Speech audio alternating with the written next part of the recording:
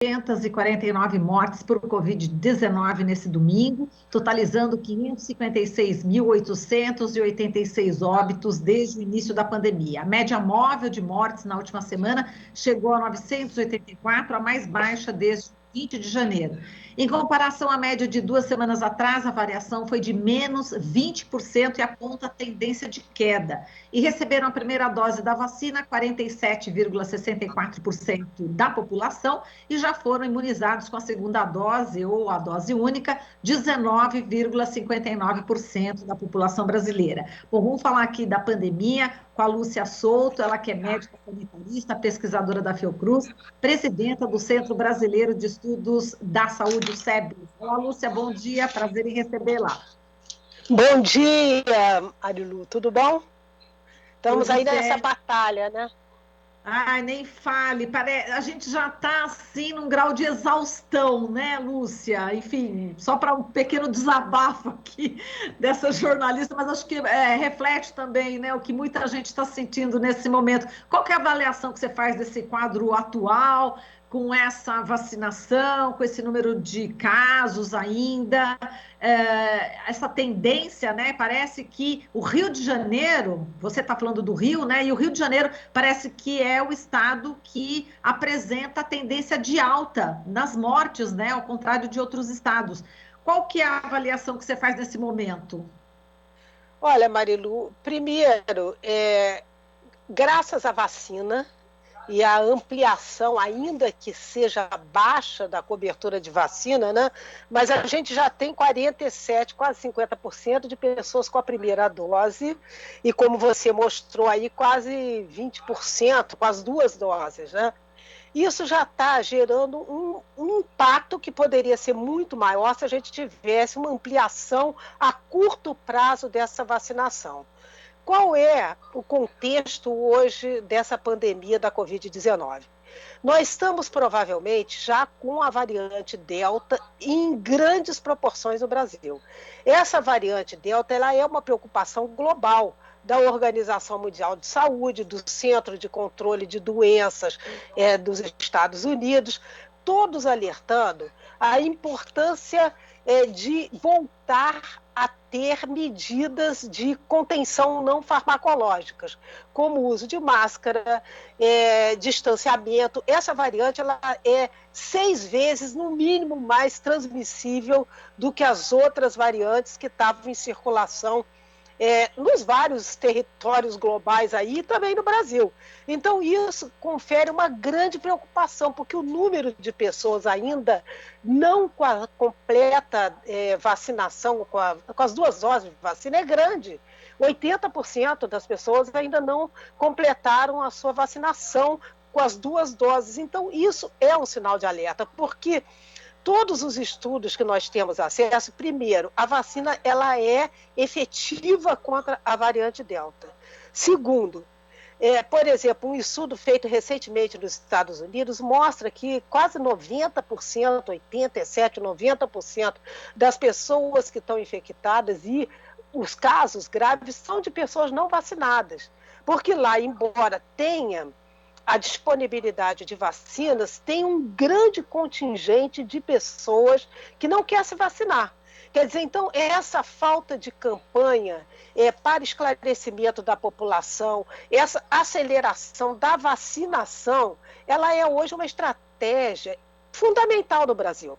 Nós sabíamos que, por exemplo, eu conheço casos, inclusive o meu próprio, entendeu, com 2 doses da vacina, AstraZeneca, que é que tem uma boa proteção, que tive recentemente, entendeu? Não tenho ainda testado qual é a cepa, mas foi com eu estou colocando o meu caso pessoal porque eu acho que é um alerta, sabe, Marilu? Porque, embora eu tivesse com sintomas muito leves, mas com uma carga viral alta, porque eu entrei numa pesquisa para poder identificar mais carga viral, dados que a gente não colhe normalmente. O que significa isso?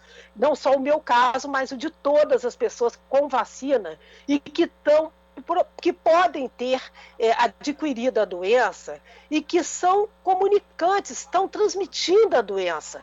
E muitas vezes sem saber, porque o Brasil, ao contrário de países que estão fazendo uma testagem maciça, a gente não tem testagem. Então, você, num período como esse de inverno, sintomas gripais, muitas vezes as pessoas passam batido, não fazem o exame e podem ser transmissores da doença. Então, é um momento de uso de máscara, isso é muito importante nesse momento, o uso de máscara, não ficar em recintos fechados, não aglomerar, porque nós precisamos simultaneamente ter essas medidas e, ao mesmo tempo, ampliar a rapidez com que a gente possa estar realizando a vacinação no Brasil. Perfeito. Lúcia, bom, você tomou as 2 doses, você usa máscara, você toma todos os cuidados e mesmo assim, como você falou, está em grandes proporções a variante Delta, que parece que é muito mais veloz, né? Como você disse. Tem aí o documento do Centro de Controle e Prevenção de Doença dos Estados Unidos, desse estudo, até o The Washington Post publicou, afirmando justamente isso que você falou, que pessoas vacinadas podem transmitir a variante Delta, né, do coronavírus, tanto quanto os não vacinados, e que essa variante se espalha de forma rapidíssima, como a catapora, né? E a recomendação lá nos Estados Unidos voltou de novo pelo uso de máscaras, né? Então, quer dizer, você falou que estava fazendo uma pesquisa e tinha um campo viral alto. Explica um pouco melhor, porque assim, você tomou as 2 doses, estava com a máscara, todos os cuidados, e mesmo assim contraiu a Covid-19? Como que você acha que aconteceu isso? Isso é uma pesquisa de detetive, né? Tem várias hipóteses, entendeu? Desde uma pessoa que possa ter pai de uma criança que estava convivendo comigo. Eu estou no círculo bem restrito, como eu estava testada negativo, estava no ciclo bem restrito, sem o uso de máscara. Tem muitas hipóteses, mas mesmo eu saindo com máscara, com tudo isso, pode ter havido. Então, onde foi, é difícil, mas um alerta fica, entendeu? Que você não pode baixar a guarda. Você, nesse momento, por exemplo, eu vacinada, tive um quadro levíssimo, sem sintomas praticamente. Mas o que é uma coisa importante é que a carga viral, ou seja, a quantidade de vírus no organismo era alta. Então, isso significa o quê? Que era uma potencial transmissora. Aí eu fiquei radicalmente confinada. Não saí para absolutamente nada, entendeu? Praticamente 21 dias totalmente confinada, até ter a testar negativo. Mas o que eu estou colocando é que meu caso é muito específico, porque a gente não está fazendo testagem. Eu estou dizendo, nós não estamos fazendo testagem. Então, isso indica o quê? Que nós precisamos usar máscara. É importantíssimo, simultaneamente, ampliar a vacinação para todas as faixas etárias, porque as pessoas que estão, em geral, tendo os casos mais graves da variante Delta, que já deve estar muito mais presente no território nacional, são as pessoas não vacinadas, os casos mais assim complicados, digamos assim. Então, a vacina ela é efetiva, como está sendo efetiva em todos os estudos que estão sendo feitos no mundo inteiro. Então, isso ampliar a vacinação é fundamental, porque dá uma segurança até para caso a pessoa se contagie, digamos assim, ela terá uma forma leve, em quase 100% dos casos. Então, é uma coisa importantíssima. Você não tem risco de morte, quer dizer, você está realmente protegido das formas mais graves, mas não está protegido de estar contaminando outras pessoas que ainda não tomaram a vacina e que podem ter formas mais graves. A gente observa nesses dados que você colocou aí da média móvel, que a gente continua num processo de queda, correlaciono isso com a ampliação da vacinação, mesmo a primeira e a segunda dose, mas nós estamos tendo um ritmo mais lento de queda agora. o que poderá estar indicando, entendeu, como a gente precisa reforçar a estratégia da vacinação simultaneamente a essas medidas não farmacológicas, que é o uso da máscara, que é não aglomerar, não ficar em espaço fechado, quer dizer, é um momento de cuidado. Exato. Agora a gente está aí no retorno às aulas, né? A gente estava ouvindo, inclusive, a sindicalista, a Isabel Noronha, a Bebel, aqui da UPOSP de São Paulo, ela estava dizendo o seguinte: olha, condição sine qua non, professores têm que estar vacinados com 2 doses, mais os 14 dias para o efeito total da imunização, e ela estava apontando, por exemplo, que tem escola que a janela não abre. Não tem janela que está emperrada, que não abre. Quer dizer, as condições da escola também precisam estar corretas, né? Isso, Lúcia. Você está com preocupação também com esse retorno às aulas? Estou com preocupação, nós produzimos até um documento da Frente pela Vida sobre o retorno às aulas. As entidades da saúde coletiva do Brasil, junto com as entidades da educação, e a Bebel tem toda a razão. Por exemplo, escolas, quando a janela não abre, é uma coisa inadmissível. Eu estou dando o exemplo de que, nesse momento, todo cuidado é necessário. Todo cuidado é necessário. Então, ela coloca as exigências, as 2 doses da vacina, importantíssima essa exigência, espaços arejados, entendeu? Onde está voltando a aula, você precisa ter espaços ali, nem todos os alunos simultaneamente, tem um número bem menor, metade daquelas classes, digamos, daquele número de alunos por sala de aula, e janelas abertas. Quer dizer, então, isso é uma condição prévia, preliminar, entendeu? Uma condição prévia para que você possa voltar com segurança. Então, há muita discussão hoje com relação a esse relaxamento indevido, porque a gente precisa, andamos até aqui, Marilu, por que não termos os cuidados necessários para continuarmos com segurança esse processo para controlar a pandemia até o final desse ano? Exato. Falando em relaxamento, está aí já o Dia dos Pais, né? Chegando, e a gente está vendo também vários planos de flexibilização aí no próprio Rio de Janeiro, e, enfim, com abertura de comércio. E me chama a atenção, por exemplo, no shopping, né? Onde as pessoas vão, né? Costumeiramente também, quem tem dinheiro, né? Quem ainda tem dinheiro, tem um pouco de dinheiro, vai e compra aí o presente para o pai, né? Enfim, que está tendo bastante propaganda agora. A pessoa que está na praça de alimentação, por exemplo, vai tirar máscara para comer. E o fato que está com outra pessoa vai conversar. Então, é um campo viral também grande, né? Como é que você vê também essa flexibilização do comércio nesse momento, onde, como você falou, está caindo, mas está caindo mais lentamente. Pode ser um sinal que já, de repente, vai começar a subir de novo. Esse é um período muito sensível. A gente está num período assim que pode ser que venha uma nova onda forte novamente. Com certeza, Marilu, eu acho que nós estamos num período extremamente cuidadoso, sensível, como você falou. Acho que o Dia dos Pais, essas aglomerações em shoppings, em lugares fechados, em praça de alimentação, é completamente inadequado. Quer dizer, nós precisamos não realizar esse tipo de coisa. Aqui no Rio, várias pessoas, inclusive, que são da Comissão Científica da Secretaria Municipal de Saúde, se manifestaram contra essa abertura, que muitos estão denominando de irresponsável, eu também. Então, já está tudo certo aí, a câmera. Já? Oi, Lu. Tá certo, pode continuar. Não, Essa atitude... o que nós achamos, Marilu, é que temos que continuar tendo todos os cuidados, todas as cautelas. Não precisa a gente ter essa falsa sensação de que está tudo bem, porque não está. Todos os países do mundo estão atravessando um momento delicado de novo. Então é importante a gente ampliar a vacinação e simultaneamente fazer as medidas de uso de máscara, álcool gel, não aglomerar, não ir para espaços fechados, como é o caso, por exemplo, dessa questão dos shoppings nesse momento do Dia dos Pais.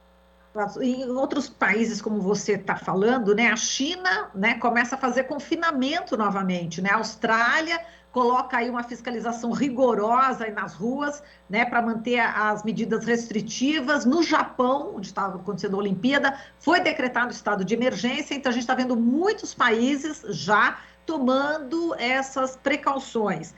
Enfim, a gente devia olhar com mais atenção, como você falou, a esses países e tomar mais cautela. Como é que você está vendo a nível Com mundial? certeza. Eu acho que a nível mundial, inclusive, esse contraste entre o Brasil e esse país é muito grande. Porque, por exemplo, tanto a China, quanto o Japão, quanto a Austrália estão fazendo uma testagem maciça. E quando confina, confina porque já está sabendo o que é que está acontecendo. Por exemplo, começou num aeroporto, que eu não me lembro qual foi o local desse aeroporto na China, dali já mais de 200 pessoas foram seguidas e identificadas com a variante Delta. Então, está sendo feito um rastreamento de toda a população. À medida em que encontram alguém já com a doença, eles fazem esse isolamento radical, esse confinamento da pessoa.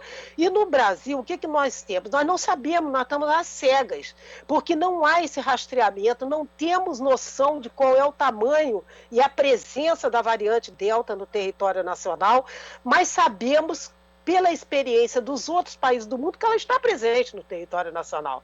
E provavelmente já quase sendo a variante dominante.